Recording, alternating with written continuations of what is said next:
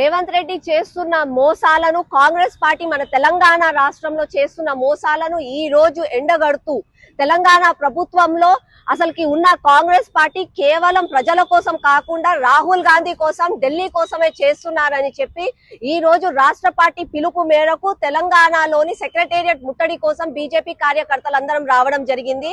తెలంగాణలో చేస్తున్న మోసాలను ఒక సమీక్ష సమావేశం పెట్టినా కూడా ప్రాణాలకు కూడా ఎట్లా గ్యారంటీ లేకుండా తెలంగాణలో ఉన్న అధికారులు ఎలాంటి పనులు చేస్తున్నారు అని చెప్పి ఖండిస్తూ ఈ రోజు ఈ ధర్నా కార్యక్రమానికి సెక్రటేరియట్ ని ముట్టడించడం జరిగింది. నిజంగా కూడా సెక్రటేరియట్ లో కూర్చోడానికి రేవంత్ రెడ్డి గారికే కానీ కాంగ్రెస్ నాయకులే కానీ అధికారం లేదు.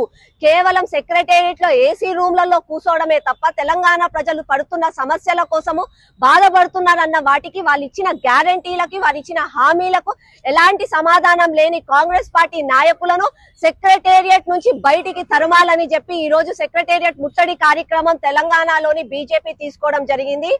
కాబట్టి మన తెలంగాణలో బీజేపీ ప్రతి క్షణం తెలంగాణ ప్రజలకు న్యాయం జరిగే వరకు పోరాడుతూనే ఉంటది. సేవ్ హైదరాబాద్. ఏ మూలలైనా ఏ కష్టం ఉన్నా సరే తెలంగాణలోని బీజేపీ కార్యకర్తలు అందరూ కూడా ముందుంటారు. మనకు న్యాయం జరిగే వరకు మనం అందరం కూడా పోరాడదాం. నిజమైన ప్రజాపాలన, నిజమైన బంగారు తెలంగాణ బీజేపీతోనే సాధ్యం అవుతది. కాబట్టి ఈ రోజు నుంచి మన తెలంగాణ రాష్ట్రానికి ఈ కాంగ్రెస్ నుంచి విముక్తి పొందేంత వరకు కూడా మా పోరాటం కొనసాగుతూనే ఉంటుంది. భారత్ మాతా కీ జై.